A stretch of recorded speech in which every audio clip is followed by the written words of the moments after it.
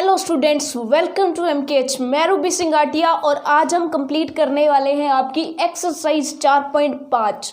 बहुत ही इंटरेस्टिंग सा चैप्टर है, एकदम आसान सी चीज़ें ये आपको करने को कह रहा है। तो जैसे जैसे क्वेश्चन में आपको करने को बोला जाए आपको वैसा वैसा करना है और आपके क्वेश्चंस जो है वो 1 बाय 1 अपने आप सॉल्व होते जाएंगे। ठीक है, सो चलिए फिर करते हैं हमारी प्रश्नावली 4.5। एकदम आसान है, ठीक है। इसको अगर मैं आपको ना भी करवाऊँ तो भी आप खुद से है जो इसको सॉल्व भी कर सकते हो। ठीक है, चलिए सबसे पहला क्वेश्चन क्या कहता है कि चतुर्भुज PQRS का एक रफ चित्र बनाइए। कोई भी चतुर्भुज बना सकते हो आप अपनी मर्जी से। आपको पता है 4 भुजाओं से घिरी बंधाकृति को चतुर्भुज कहते हैं। तो आपने क्या कर दिया, कोई भी ऐसे कोई भी चतुर्भुज, आपने कोई भी चतुर्भुज बना दिया, उसके चारों कोनों के नाम दे दीजिए PQR और S। तो ये हो गया क्वेश्चन नंबर हमारा 1। ठीक है, पहली लाइन रफ चित्र खींच दिया। ठीक है, उसके बाद क्या कहता है, इसके विकिरण खींचिए। अब विकिरण का मतलब क्या होता है कि जो आमने सामने वाले कोने होते हैं उनको जो मिलाती है रेखा, उसको क्या बोला जाता है, विकिरण बोला जाता है। जैसे Q के सामने कौन, S, तो जब QS को मिला देंगे, जब QS को दोनों कोनों को मिला देंगे तो ये क्या हो गई, QS एक विकिरण होगी। खैर कोना हमारा मिला नहीं, अच्छे से करते हैं। जब Q और S को मिला दिया तो ये क्या हो गई, विकिरण QS। ठीक है, ऐसे ही दूसरी विकिरण क्या हो जाएगी, P और R। तो आपको पता होना चाहिए कि एक चतुर्भुज में 2 विकिरणें होती हैं। ठीक है, अब ये कहता है इनके नाम लिखिए। तो आप कह देंगे कि 2 विकिरणें कौन कौन सी है, बताइए जरा। पहली कौन सी थी, QS, तो आप कह देंगे QS, तथा दूसरी कौन सी थी, PR, तो आप कह देंगे कि 2 विकिरणें QS तथा PR है। यहाँ तक हमने क्वेश्चन कर लिया।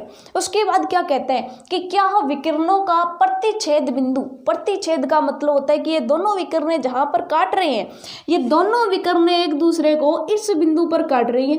तो इस बिंदु का पूछा है कि ये जो प्रतिच्छेद बिंदु है ये इस पूरे चतुर्भुज के अभ्यंतर यानी कि अंदर स्थित है या बहिर्भाग यानी कि बाहर स्थित है। तो आप देख के बता सकते हो अंदर है कि बाहर है। आप कह दोगे अंदर है तो सिंपल सी बात है, अभ्यंतर में स्थित है। तो आप लिख दोगे, क्या लिख दोगे कि विकिरणों का जो प्रतिच्छेद बिंदु है, पूरी लाइन लिखनी है आपने, विकिरणों का जो प्रतिच्छेद बिंदु है वो कहाँ पर है, चतुर्भुज के अभ्यंतर में स्थित है।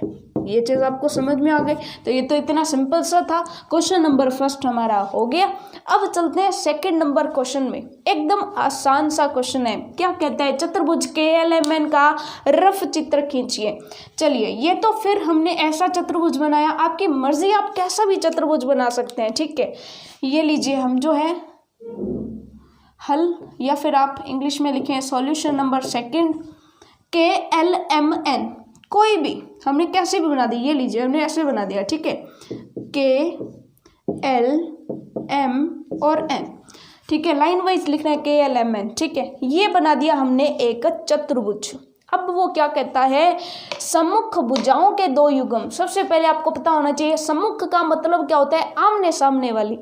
2 युग्म का मतलब 2 जोड़े बताने, क्योंकि सम्मुख है तो आमने सामने वाली 2 चीजें होंगी।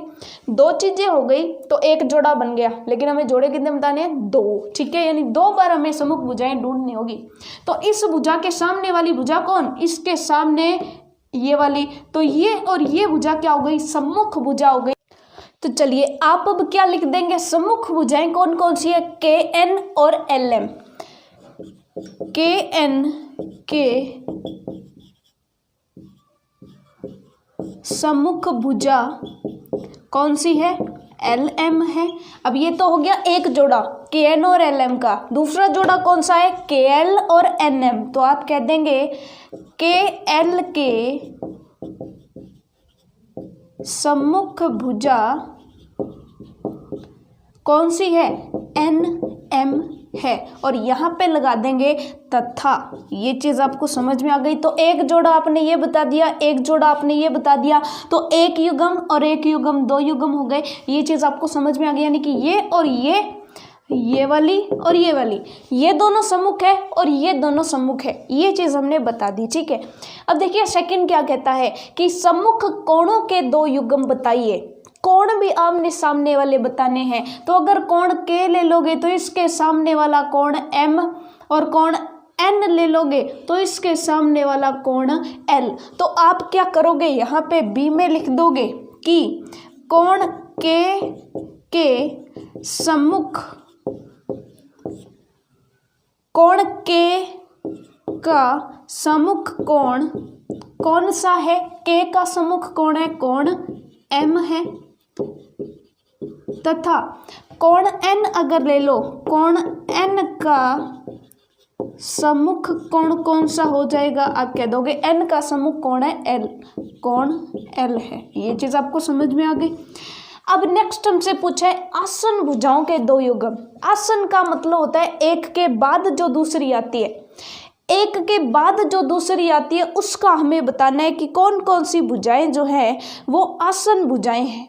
तो सिंपल सी बात है कि इसके अंदर आपको जो भुजाएं ऐसे लग रही है कि एक के बाद जो एक आ रही है, एक के बाद जो एक आ रही है उसको बता दीजिए। जैसे हम ले लें के एल, अगर के एल ले ली तो के एल के जस्ट बाद कौन सी आ रही है एल एम। तो आप कह दोगे कि के एल की आसन भुजा, आसन भुजा कौन सी है एल एम है।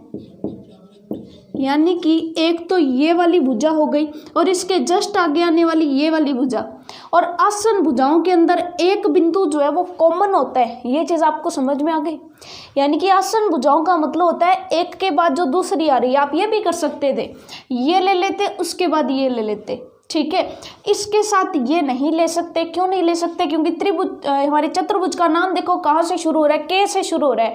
तो हम के से रेखा शुरू करते हैं, के एल और एल एम। समझ में आ गया आपको? ये तो हो गया एक युग्म। दूसरा युग्म कौन सा आप बता सकते हो? इसके अलावा अगर कोई बताना हो तो दूसरा हो जाएगा एम एन और एन के। एम से एन एक भुजा और इसी के जस्ट बाद आने वाली एन के। तो आप कह देंगे कि एम एन की या फिर की आसन भुजा, एम एन की आसन भुजा एन के है, एन के है। ये चीज़ आपको समझ में आ गई।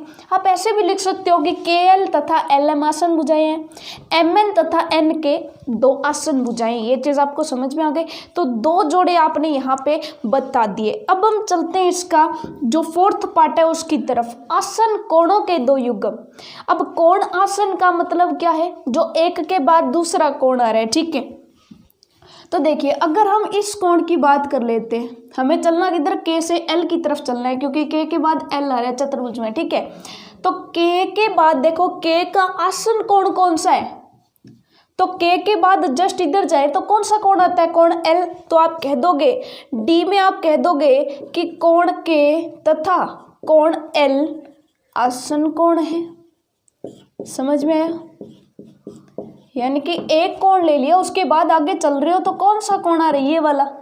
ये दोनों आसन कोण हो गए। ये चीज आपको समझ में आ गई। आसन कोणों के बीच में एक भुजा कॉमन होती है, के एल भुजा कॉमन है। इसी पर ये कोण बन रहा है, इसी पर ये कोण बन रहा है। आसन कोणों की बात समझ में आ गई आपको? यानी कि कोण के और कोण एल जो है वो आसन कोण है।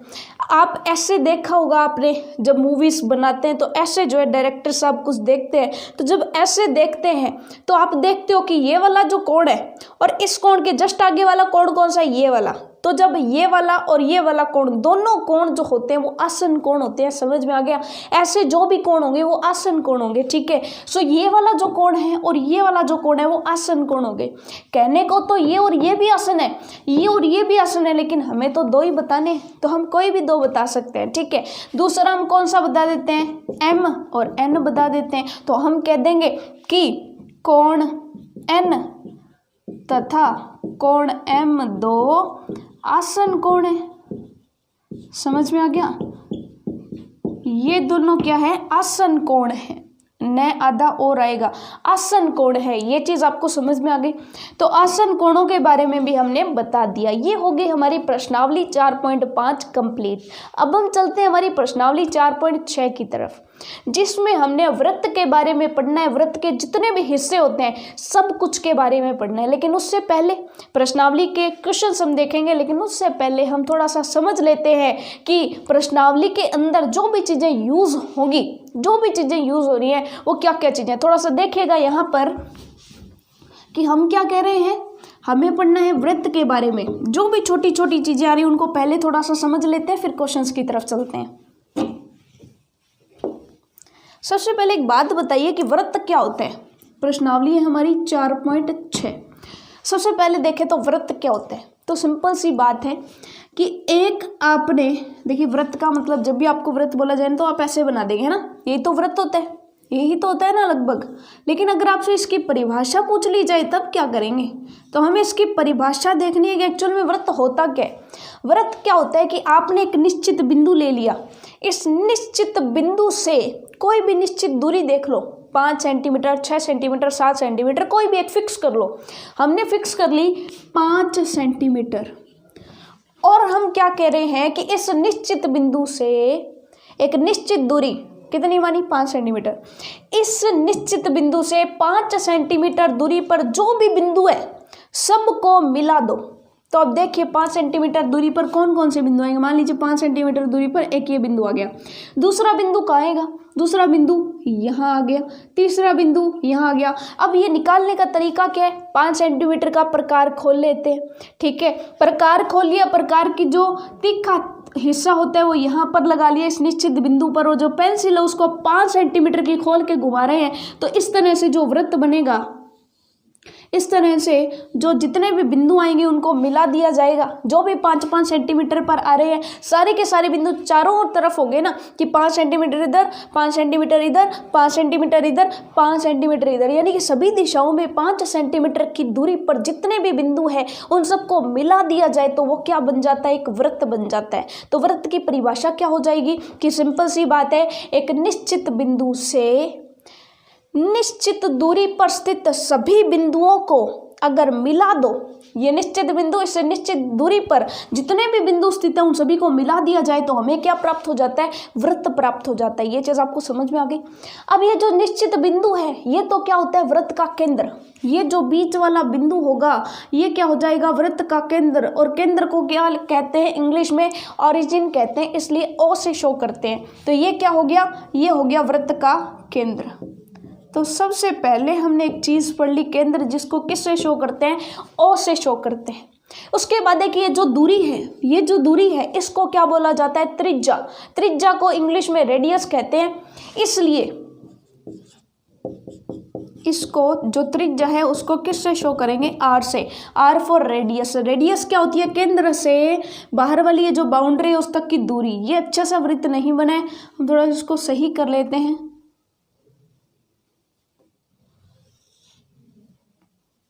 ये अब भी सही नहीं बन रहा है ना, थोड़ा सा करेक्ट कर लेते हैं, क्योंकि बोर्ड पर जो है बिल्कुल एक्यूरेट बनाना पॉसिबल कई बार नहीं हो पाता है। ठीक है, चलिए अब देखिए, ये हो गया केंद्र, ये हो गई त्रिज्या आर। ये चीज़ आपको समझ में आ गई। अब देखिएगा कि आप वृत्त पर कोई भी रेखा खींच देते हैं जो वृत्त को बीच में से काटती हुई जाती है। जैसे हमने क्या खींच दी, ऐसे कोई रेखा खींच दी, ये रेखा वृत्त को काटती हुई जा रही है। कितने बिंदुओं पर छू रही है वृत्त को, 2 बिंदुओं पर छू रही है। तो ऐसी रेखा को क्या बोला जाता है, ऐसी रेखा को जीवा बोला जाता है। क्या बोला जाता है, जीवा। तो 3 नंबर पर आपको समझ में आ गया कि जीवा क्या होती है। तो जीवा के बारे में आप एक एक लाइन सबके बारे में लिखते हुए जाइए। ठीक है, जीवा क्या होती है, ऐसी रेखा जो वृत्त को 2 बिंदुओं पर काटती है, क्या कहलाती है, जीवा।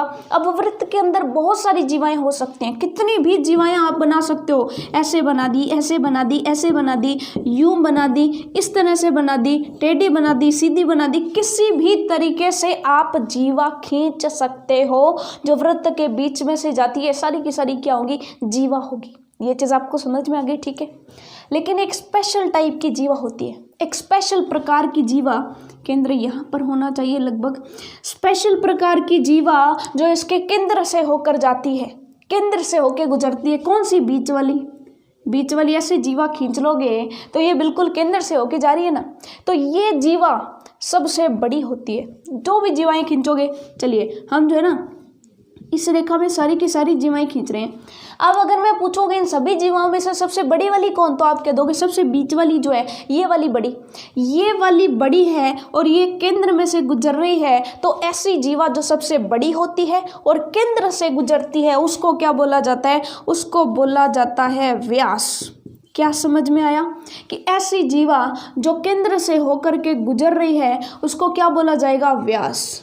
ठीक है, अब इस व्यास को ध्यान से देखना, ये भी त्रिज्या और ये भी त्रिज्या, दो त्रिज्याओं ने मिलकर क्या बना दिया, एक व्यास बना दिया। समझ में आ गया, दो त्रिज्याओं ने मिलकर एक व्यास बना दिया। तो व्यास को आप कह दोगे कि व्यास दो त्रिज्याओं से मिलकर बनता है। लेकिन आप ये कह सकते हो कि व्यास की लंबाई जो है वो 2 गुना त्रिज्या होती है। ठीक है, व्यास को d से लिखते हैं और d क्या होती है, 2 गुना त्रिज्या, यानी कि व्यास जो है वो त्रिज्या की 2 गुना लंबाई का होता है। क्योंकि एक तो ये r, एक ये r, टोटल कितनी होगी, r + r, 2r हो गई ना। ये चीज़ आपको समझ में आ गई। ठीक है, तो व्यास हमने समझ लिया। अब थोड़ा सा देखिएगा कि जब भी जीवा वृत्त को काट रही है, समझते जाइए स्टेप बाय स्टेप, एक एक चीज़ आपको जाननी है। ठीक है, क्योंकि ये सारी की सारी चीज़ें अब हमें प्रश्नावली 4.6 में वो बनाने को कहेगा। ठीक है, सो हम बना देंगे, इतनी टेंशन लेने की कोई ज़रूरत नहीं है। ये जो है एक वृत्त है, वृत्त को काट रही है एक जीवा पूरी लंबी बनाओ या इतनी बनाओ काम चल जाएगा। ठीक है, क्योंकि हम तो वृत्त के अंदर की बात कर रहे हैं। ठीक है, बाहर से तो कोई लेना देना है नहीं। अब ये है एक जीवा, इस जीवा ने वृत्त को 2 भागों में बांट दिया और भागों को क्या कहते हैं, खंड कहते हैं। तो ये जो कटा हुआ भाग है चांद के जैसा जो कटा हुआ भाग है, इसको क्या बोला जाता है, इसको बोला जाता है वृत्त खंड, क्योंकि वृत्त के खंड हो गए ना। ठीक है, ये हो गया वृत्त खंड। ये हो गया लघु का मतलब क्या होता है, छोटा। ये तो हो गया लघु वृत्त खंड, ये भी तो वृत्त का एक खंड ही तो है, वृत्त का टुकड़ा ही तो है। ठीक है, सो ये हो जाएगा दीर्घ का मतलब क्या होता है, बड़ा। साथ के साथ इसको नोट करते जाइएगा, अदरवाइज लास्ट में कुछ समझ नहीं आएगा। साथ के साथ नोट करते जाइएगा। ये डायग्राम बनाया, जीवा, ये क्या हो गई, जीवा हो गई। जीवा क्या कर रही है, पूरे वृत्त को 2 भागों में काट रही है। छोटे वाले को लघु का मतलब छोटा, दीर्घ का मतलब बड़ा। छोटे वाले को लघु वृत्तखंड और बड़े वाले को जो है दीर्घ वृत्तखंड बोल दिया जाता है। ये चीज़ आपको समझ में आ गई। ठीक है, अब ऐसे ही ये तो हो गई वृत्तखंड की बात, ऐसी एक और आकृति भी बनती है।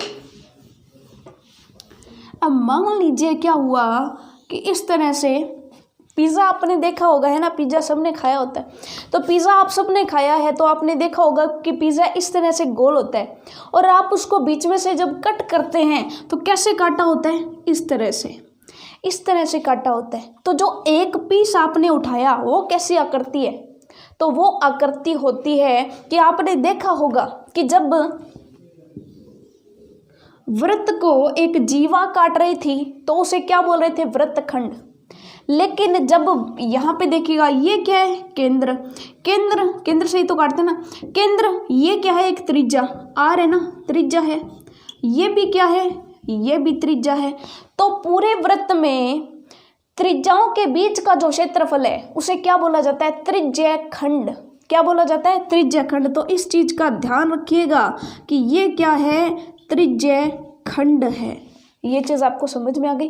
त्रिज्याओं के बीच वाला हिस्सा क्या कहलाता है, त्रिज्य खंड कहलाता है। ये चीज आपको समझ में आ गई। तो त्रिज्य खंड के बारे में आप समझ चुके हैं, वृत्त खंड के बारे में आप समझ चुके हैं, व्यास के बारे में आप समझ चुके हैं, यानी कि सारी की सारी चीजें आपको समझ में आ चुकी है। ठीक है, अब यहाँ पर है कि अगर आपसे एक और चीज पूछ ली जाए, चाप क्या चीज़ होती है। तो चाप का मतलब होता है कि आपने प्रकार को खोला, प्रकार को जैसे ही खोला और मान लीजिए कि ये जो है प्रकार का तीखा हिस्सा और ये पेंसिल है और इस तरह से पेंसिल को लगा करके सीधा जो ऐसे गोल गोल कुछ भी बना दिया, एक वक्र बना दिया सीधा ही, तो उसको क्या बोला जाता है, चाप। ठीक है, यानी वृत्त का कोई भी हिस्सा। यहाँ पे देखना कि ये जो है ये क्या है, वृत्त का एक हिस्सा है ना, वृत्त की परिधि का एक टुकड़ा है, परिधि का टुकड़ा, सिर्फ बाहर बाहर वाला, इसकी बात हो रही है सिर्फ। ठीक है, इसकी बात नहीं हो रही है, ध्यान से देखिएगा। ये तो वृत्तखंड है, सिर्फ हम चाप की बात करें, बाहर वाली जो गोलाई है उसकी, उसको क्या बोला जाता है, चाप बोला जाता है। समझ में आ गया, इसको क्या बोला जाता है, चाप बोला जाता है। तो अब सारी की सारी चीज़ें आप पहचानने लग गए हो कि त्रिज्याखंड क्या है, वृत्तखंड क्या है, चाप क्या है, ठीक है, व्यास क्या है, जीवा क्या है, त्रिज्या क्या है, केंद्र क्या है, सब कुछ आपको जो है आप जानने लगे हो। अब चलते हैं प्रश्नावली के क्वेश्चंस की तरफ, फटाफट से प्रश्नावली हमारी सॉल्व हो जाएगी। तो चलिए अब हम चलते हैं क्वेश्चंस की तरफ। जो जो आपसे पूछा जाए उनके नाम आपको बताने केवल और केवल, ठीक है। सो सबसे पहला क्वेश्चन क्या कहता है कि संलग्न आकृति को देख करके लिखिए। ये आकृति है और आपको इसमें से छांटना है वृत्त का केंद्र कौन सा है। तो आपको वृत्त दिखाई दे रहा है, वृत्त के बीचों बीच बिंदु जिसको ओ से लिखते हैं, केंद्र को किससे लिखते हैं, ओरिजिन, ओ से लिखते हैं। तो आपको पता है कि ओरिजिन कौन सा हो गया, ओरिजिन हो गया ये वाला, ओरिजिन यानी कि केंद्र। तो आप कह देंगे कि वृत्त का केंद्र कौन सा है, सिंपल सी बात है, वृत्त का केंद्र ओ है। ये चीज आपको समझ में आ गई, ए समझ में आ गया आपको, सॉल्यूशन नंबर 1, ठीक है। अब उसके बाद है इसमें 3 त्रिज्याएं कौन सी है। तो त्रिज्या का मतलब क्या होता है कि केंद्र से परिधि को मिला दो, परिधि का मतलब बाहर वाली बाउंड्री, ठीक है, वृत्त की बाउंड्री तक केंद्र से रेखा लेकर के जानी है। तो 3 त्रिज्याएं कौन सी हो जाएंगी, यहाँ से केंद्र से परिधि की तरफ देखो कौन कौन सी लाइनें जा रही हैं। तो आप देखेंगे एक तो ओ से सी जा रही है, ओ से बी जा रही है और ओ से ए जा रही है। 3 ही तो रेखाएं जा रही है ना केंद्र से, ठीक है, 3 ही रेखाएं जा रही हैं। तो आप कह देंगे कि यहाँ पर ओ ए, ओ बी तथा ओ सी 3 त्रिज्याएं हैं। समझ में आ गया कि ओ ए, ओ बी और ओ सी हमारी 3 त्रिज्याएं हैं। उसके बाद पूछ लिया जाए व्यास। तो व्यास होती है सबसे बड़ी जीवा सीधी निकलने वाली जिसके बीच में केंद्र हो। तो आप देखेंगे कि सीधी कौन सी जा रही है जिसके बीच में केंद्र हो, ए सी, ए सी बीच में ओ आ रहा है। तो आप कह देंगे कि ए सी वृत्त का क्या है, व्यास है। ये चीज़ हमें समझ में आ गई। उसके बाद उसने क्या पूछा, देखिए वृत्त का केंद्र बता दिया, 3 त्रिज्याएं बता दी, व्यास बता दिया। अब उसने पूछा है एक जीवा, आपको एक जीवा बतानी है। वैसे तो व्यास भी एक जीवा होते, लेकिन इसने प्योरली जीवा पूछा है, सीधी जीवा। तो आप कह देंगे जीवा कौन सी है, और कोई ढूंढो इस वृत्त के अंदर जो जीवा दिखाई दे रहे। तो आप कह देंगे ई डी, या फिर आप कहें डी ई। डी ई क्या है, एक जीवा है। तो आप कह देंगे डी ई वृत्त की जीवा है, सिंपल सी चीज, ठीक है। डी ई क्या है, वृत्त की जीवा है। तो जीवा भी हमने जो है हमने बता दी। उसके बाद है अभ्यंतर में 2 बिंदु। अभ्यंतर का मतलब होता है बीच में। अभ्यंतर में 2 बिंदु कौन से हो जाएंगे, बीच में कोई भी बिंदु देखो जो वृत्त के अंदर स्थित है, बाउंड्री पर नहीं होना चाहिए, पूरा अंदर होना चाहिए। तो अंदर एक तो बिंदु P दिखाई दे रहा है, ये रहा वृत्त, वृत्त के अंदर एक ही तो बिंदु आ रहा है, केंद्र। तो केंद्र और एक बिंदु P, तो 2 बिंदु अभ्यंतर में हो गए। तो आप कह देंगे अभ्यंतर में स्थित कौन कौन से बिंदु है, पूरी लाइन आपको लिखनी है। हम यहाँ पे शॉर्ट में लिख रहे हैं, आप कह दोगे अभ्यंतर में 2 बिंदु कौन कौन से, बिंदु O तथा बिंदु P स्थित है। कहाँ पर, अभ्यंतर में, ठीक है। आप इसको बिंदु ना लिखो तो आप एक और काम कर सकते हो, आप लिख सकते हो कि केंद्र O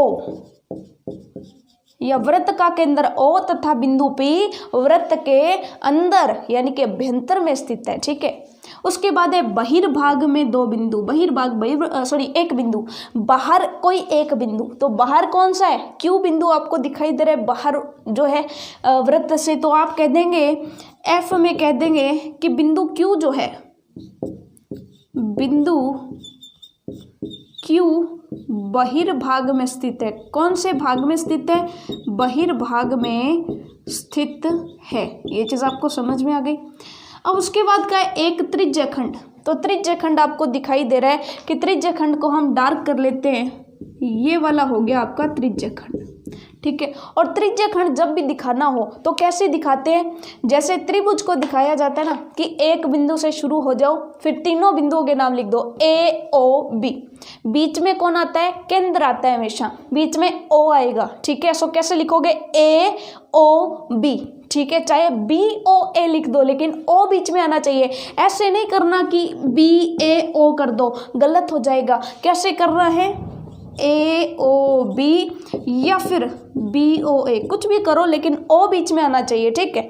हमें ज़्यादा अच्छा ये लग रहा है इसलिए हम ज़्यादा अच्छा ये कर देते हैं, ठीक है। तो आप कह दोगे कौन सा है, G पार्ट, तो आप कह दोगे AOB वृत्त में क्या है, एक त्रिज्या खंड है। उसके बाद अगर हमें बताना पड़ जाए वृत्तखंड, तो अब वृत्तखंड कैसे बताओगे कि इस पूरे वृत्त के अंदर देखो कि आपको वृत्तखंड कौन सा दिखाई दे रहा है, तो आप कह दोगे कि वृत्तखंड ये वाला दिखाई दे रहा है।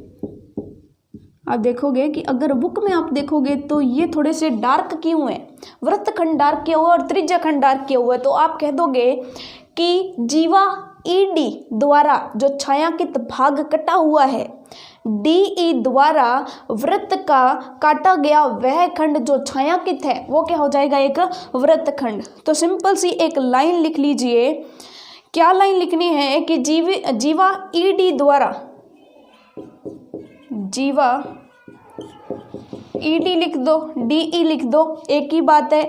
जीवा ED द्वारा छायांकित घिरा हुआ भाग जो DE द्वारा घेरा हुआ है, इधर साइड में घेरा हुआ है, इधर नहीं आने दे रही, उधर ही रखा हुआ है, तो जीवा ED द्वारा घिरा छायांकित भाग, छायांकित का मतलब होता है जिसमें हमने डार्क किया है, जिसको छायांकित भाग वृत्त का वृत्तखंड है। ये चीज़ आपको समझ में आ गई, ठीक है। सो हमने वृत्तखंड भी बता दिया, त्रिज्याखंड भी बता दिया। तो ऐसा था हमारा, जो चीज़ हमने पढ़ी थी वो चीज़ हमने यहाँ पे यूज़ कर ली, सारी की सारी चीज़ें हमें समझ में आने लग गई है, ठीक है। सो फर्स्ट क्वेश्चन हमारा हो गया, ठीक है। अब उसके बाद चलिए सेकंड क्वेश्चन क्या कहते हैं कि क्या वृत्त का प्रत्येक व्यास उसकी जीवा होती है। डायग्राम से इसको समझिएगा। वो क्या कह रहा है कि वृत्त के पहले तो कई सारे व्यास बना लो, फिर देखो कि प्रत्येक व्यास जीवा है या नहीं। तो सिंपल सी बात है, वैसे तो परिभाषा से ही पता चल जाता है कि व्यास वह जीवा होती है जो केंद्र से गुजरती है। तो व्यास क्या होती है, जीवा होती ही है, तो प्रत्येक व्यास जीवा तो होगी, क्योंकि हमने क्या कहा कि जीवा ही व्यास है, वो वाली जीवा व्यास है जो केंद्र से गुजरती है। तो सिंपल सी बात है, सारे के सारे व्यास जीवा तो होंगे ही, ठीक है। ये है केंद्र, मैंने एक व्यास ये बना दिया, एक व्यास ये बना दिया, एक व्यास ये बना दिया। अब बताइए क्या सारे के सारे जो व्यास है वो वृत्त को दो भागों पर टच कर रहे हैं क्या, वृत्त की बाउंड्री को।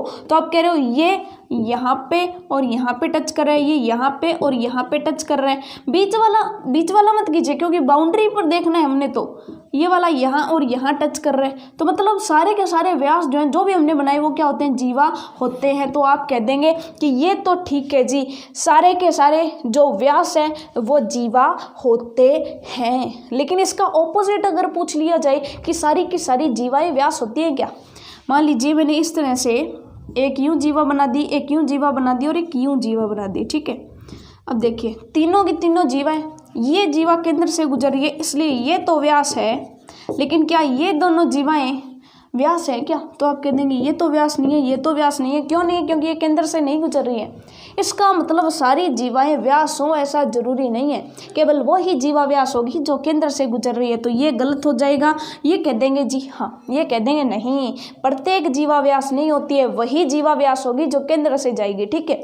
उसके बाद देखिए थर्ड क्वेश्चन यहाँ पे मिसिंग है। तो third question same to same ऐसा ही है, बस पॉइंट्स आगे पीछे, पहले चाप पूछ लिया, फिर पहले व्यास पूछ लिया, फिर त्रिज्या पूछिए, बाकी पॉइंट सारे के सारे यही पूछे हैं, लेकिन डायग्राम थोड़ा सा अलग है, ठीक है। देखिए थर्ड क्वेश्चन क्या कहता है, डायग्राम सेम टू सेम लगभग ऐसा ही है, बस नाम परिवर्तित किए हैं। वो नाम देख लेते हैं, यहाँ पर कर लीजिए क्वेश्चन नंबर 3, ठीक है। क्वेश्चन नंबर 3 क्या कह रहा है, ये आपका होमवर्क रहेगा, क्योंकि सारी की सारी चीज़ें हमने यहाँ पर करनी सीखी है।